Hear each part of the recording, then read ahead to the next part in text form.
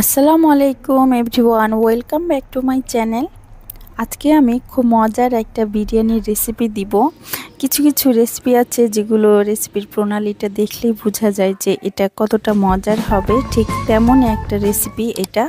So আমি এখানে এটা বানানোর জন্য নিয়ে নিয়েছি এলাচ, দারচিনি, লং, বড় এলাচ, জায়ফল, জয়ত্রী স্টার, অ্যানিস, জিরা, শাহি জিরা, মৌরি, কাবাব চিনি, গোলমরিচ আর তেজপাতাটা আমি অবশ্যই এখানে দিতে ভুলে গিয়েছিলাম, আমি পরে ব্লেন্ড করার সময় দিয়ে দিয়েছিলাম। আর বিরিয়ানিটা টেস্টি করার জন্য এখানে আমি কয়েক রকম বাদাম নিয়েছি আর নিয়েছি কিশমিশ। কিশমিশটা আমি পেস্ট দিব, আবার গোটাটাও দিব। আর প্রথমে আমি যে মশলাগুলো শক্ত শক্ত সেই মশলাগুলো আমি কিছুক্ষণ 1 মিনিট 2 মিনিট টেলে নিয়েছি, তারপর অন্যান্য সব মশলাগুলো দিয়ে দিলাম। আমি একটু মশলাটা জাস্ট একটু মুচমুচে হয়ে আসবে তখন আমি এটাকে ব্লেন্ড করে নিব। আর ব্লেন্ড করার সময় আমি এখানে কয়েকটা শুকনা মরিচ দিয়ে দিয়েছিলাম। মশলাগুলো আমি একটু ক্রাশ করে নিয়েছি, তারপর আমি বাদাম কিশমিশগুলো দিয়ে কিছুটা পানি দিয়ে আমি এটাকে পেস্ট বানাই নিব। তাহলে আমার একসাথে কাজটা হয়ে গেল। এখন আমি মাংসটাকে ম্যারিনেট করব। এখানে আমি গরুর মাংস নিয়েছি আর এখানে হাড় চর্বি সহ মাংসটা নিয়েছি। চর্বি সহ মাংসটা নিলে আপনার একটু মাংসটা জুসিনেসটা থাকে। এখানে দিয়ে দিলাম আমি ধনিয়া গুঁড়া আর লাল মরিচ গুঁড়া দিয়েছি, জিরা গুঁড়াটা দিইনি যেহেতু জিরাটা আমি দিয়েছিলাম। সো আমি আমার বাটা মশলাগুলো দিয়ে দিলাম আর দিয়ে দিলাম আদা বাটা 1 টেবিল চামচ, রসুন বাটা 1 টেবিল চামচ আর অল্প একটু রসুন কুচি দিয়েছি। কিছুটা দিয়ে দিলাম আমি পেঁয়াজ কুচি, আমি পরে আবার দিয়ে দিব পেঁয়াজ বেরেস্তা, এই জন্য অল্প করে পেঁয়াজ দিলাম। আর দিয়ে দিলাম এখানে টক দই 3 টেবিল চামচ মতো। পেঁয়াজ বেরেস্তাটা ভাজার সময় আমি তেলটা একটু বেশি করে দেই, এই তেলের ফ্লেভারটা হয়, যার জন্য আমি তেলটা সহ পেঁয়াজ বেরেস্তাটা দিয়ে দিয়েছিলাম। আর টমেটো ক্যাচাপটা দিয়ে দিলাম 2 টেবিল চামচ। এখন আমি সবগুলো একসাথে খুব ভালো মতো ম্যারিনেট করব। মশলা পেঁয়াজ সবগুলো একসাথে কিছুক্ষণ ধরে আমি এটা খুব ভালো মতো মাখাই নিব। মাখালে মাংসটার ভিতরে খুব সুন্দর করে মশলাগুলো ঢুকে যাবে, তাহলে মাংসটাও টেস্টি হয়। আমি কিছুটা তেল আরও দিয়ে দিলাম। মাংসটা রান্নার জন্য যে তেলটা, সেই তেলটা পুরোটাই এখন আমি দিয়ে দিলাম। আবার আমি একটু ভালো মতো মাখাই নিব। তবে মাখানোর সময় তেলটা অবশ্যই পরে দিবেন, আগে মশলাগুলো সব কিছু একদম করে নিতে হবে। আমি ব্লেন্ডারটা ধুয়ে দিয়ে দিলাম পানিটা। আমি যেহেতু এখন আর পানি দিব না, এই জন্য ব্লেন্ডারটা ধুয়ে পানিটা দিয়ে দিয়েছিলাম। আমার তো পানি সুন্দর মতো বের হয়ে আসছে, আবার মাংসটা অনেকটা কিছুটা সেদ্ধ হয়ে আসছে।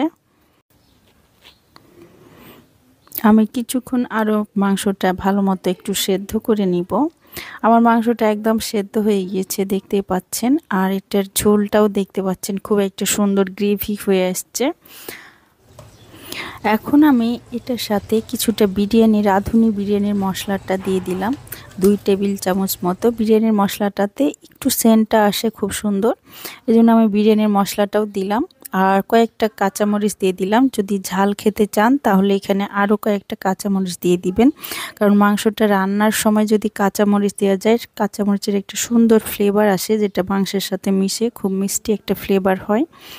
আমি এখানে ছোট আলু নিয়ে নিয়েছি আর আলুগুলো আমি সেদ্ধ করে নিয়েছিলাম, তারপর একটু ভেজে নিলাম। আর আমার যে পরিমাণ পানি, তার সাথে কিছুটা পানি কম দিয়ে আমি দুধটা দিয়ে অ্যাডজাস্ট করলাম। আর পানিটাতে আমি কাবাব চিনি এবং শাহি জিরে দিয়েছিলাম, তাহলে পানির ফ্লেভারটা একটু সুন্দর মিষ্টি ফ্লেভার আসবে। এখন আমি পেঁয়াজ বেরেস্তাটা ভেজে নিয়েছি। পেঁয়াজ বেরেস্তাটা কিছুটা আমি ভেজে তুলে রাখলাম, তারপর সেই তেলটা এখানে ইউজ করলাম। আর এখন আমি পেঁয়াজে দিয়ে দিলাম এলাচ, লং আর কয়েকটা দারচিনি, এর 3-4টা করে আমি দিয়েছি, 2 টুকরা আমি দারচিনি দিয়েছি। আর হাফ চা চামচ করে আমি আদা বাটা এবং রসুন বাটা দিয়েছি, তাহলে চালটা ভাজার সময় দেখবেন যে খুব সুন্দর একটা ফ্লেভার আসে। এখন আমি আমার চালটা একটু ভালো মতো ভেজে নিব, পোলের চাল যেভাবে ভাজে সেইভাবে একটু ভেজে নিব।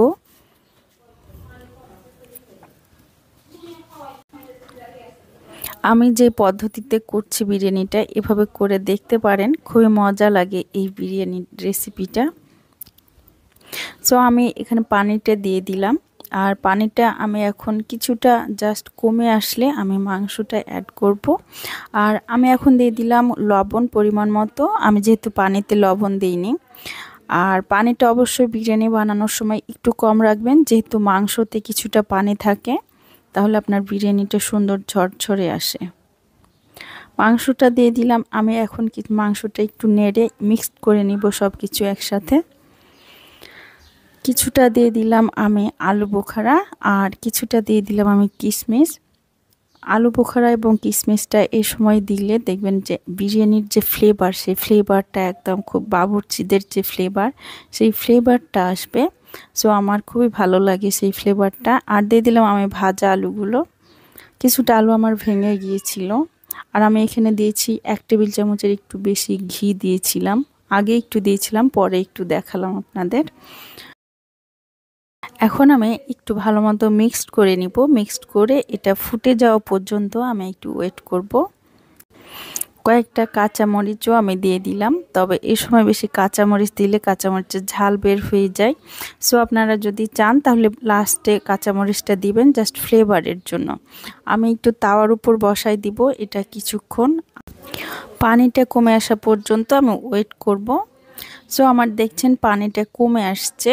এখন আমি চালগুলোকে একটু উঠাই নিয়ে আমি এটাতে আরও কিছু জিনিস অ্যাড করব। আমি একটু চালটা আলগা করে নিলাম, তারপর এটাতে আমি এখন জাফরান মিশানো এটা দুধ দিব। আপনারা চাইলে যদি জাফরানটা না পান হাতের কাছে, তাহলে অবশ্যই কেওড়া জল আর গোলাপ জল একসাথে মিক্সড করে দিবেন। শুধু কেওড়া জল কিংবা শুধু গোলাপ জল দিলে ফ্লেভারটা ভালো আসে না, আর ওটারই একটা স্ট্রং ফ্লেভার বের হয়, যার জন্য একসাথে মিক্সড করে দিবেন, তাহলে ফ্লেভারটা ভালো হয়। আর যদি আপনারা কেওড়া জল গোলাপ জল না পছন্দ করেন, তাহলে বিরিয়ানির যে একটা ফ্লেভার পাওয়া যায় সেটাও ইউজ করতে পারেন, তবে খুব সামান্য পরিমাণে, একদম হাফ চা চামচের কম পানিতে মিক্সড করে দিয়ে দিবেন।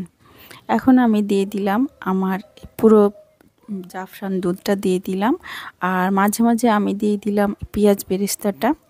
বিরিয়ানি লাস্টে পেঁয়াজ বেরেস্তাটা না দিলে কিন্তু ফ্লেভার বের হবে না, যার জন্য পেঁয়াজ বেরেস্তাটা একটু ভালো পরিমাণে দিতে হয়। আর আমি দিয়ে দিলাম এখন কাঁচামরিচ, এটা ফ্লেভারটা দিবে বাট ঝাল বের হবে না এখন। সো আমি এটা ঢেকে রেখে দিয়েছিলাম আধা ঘন্টা একদম তাওয়ার উপরে। চুলাটা খুব আস্তে করে রেখেছিলাম 15 মিনিট, আর লাস্টের 15 মিনিট আমি চুলাটা নিভায়ে রেখে দিয়েছিলাম। এখন আমার ফাইনালি বিরিয়ানিটা হয়ে গিয়েছে, আর এটা দেখে বুঝতে পারছেন এটা কতটা টেস্টি হয়েছে, আর একদম পারফেক্ট একটা বিরিয়ানি হয়েছে।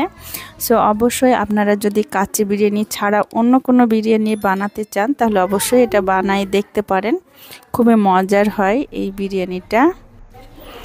আর এটা আমি সার্ভ করেছিলাম কি দিয়ে আপনাদেরকে একটু দেখাই দিয়ে, আমার যেহেতু এটা ছুটির দিনে বানাইছিলাম, সো বিরিয়ানির সাথে আমি আরও কিছু আইটেম করেছিলাম যাতে আপনার বিরিয়ানিটা খেতে মজা লাগে। তবে এই বিরিয়ানিটা এমন যে শুধু সালাদ দিয়েও খেতে পারেন।